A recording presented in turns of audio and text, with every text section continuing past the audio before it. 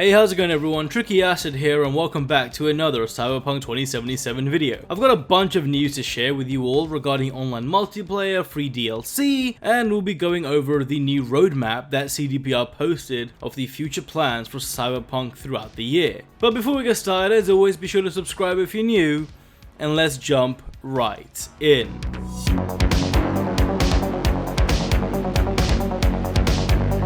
First of all, let's talk about the new roadmap that's been outlined. CDPR's co-founder Marcin Iwinski made an apology video regarding the troublesome launch of Cyberpunk 2077, especially for console gamers.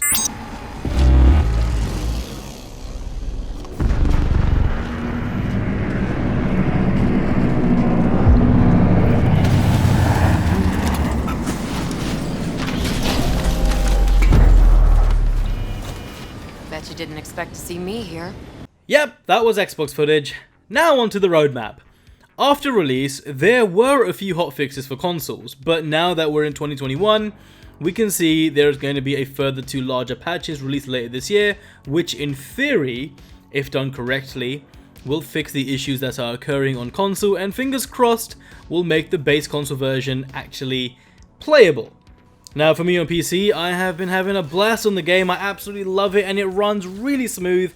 I cannot stress enough how good Cyberpunk 2077 actually is, which is what aggravates me the most because CDPR clearly shot themselves in both feet in this case when it comes to any other version of the game.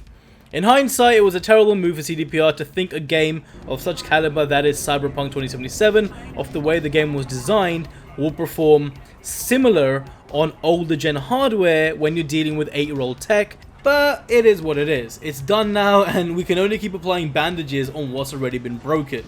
But at least CDPR are adhering to these faults and we'll just have to see how well the game will look and run on base consoles later this year. When it comes to DLC, I believe one of the expansions will include online multiplayer, and that is because it was data mined that there is actual evidence of multiplayer assets embedded in the code of Cyberpunk 2077 already, which is a huge clue in regards to online options in the near future. Heist and death matches were data mined. They were the 2 game modes that were discovered, and the heist part has got me excited because if it's anything like what GTA 5 pulled off, then I'm all for it because I think it will be awesome to play with friends online pulling off heists in Night City. And then there's also the deathmatch mode, which I am the least excited about as is probably your usual run-of-the-mill kill or be killed game mode, but who knows, maybe it will have a bit of a futuristic twist to it.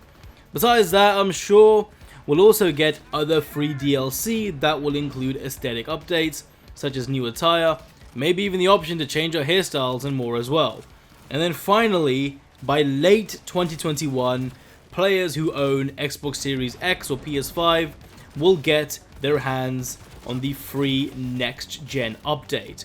I was a bit 50-50 on this because I felt like maybe the next gen update could have been released sooner, but then again perhaps it also gives people more time to grab a next gen system throughout the year, and also at least all the major bugs would have been ironed out as well, and then hopefully the game will be quite on par with the PC version as well. It's just a shame that next gen gamers will need to wait nearly a full year for this update, but it is what it is.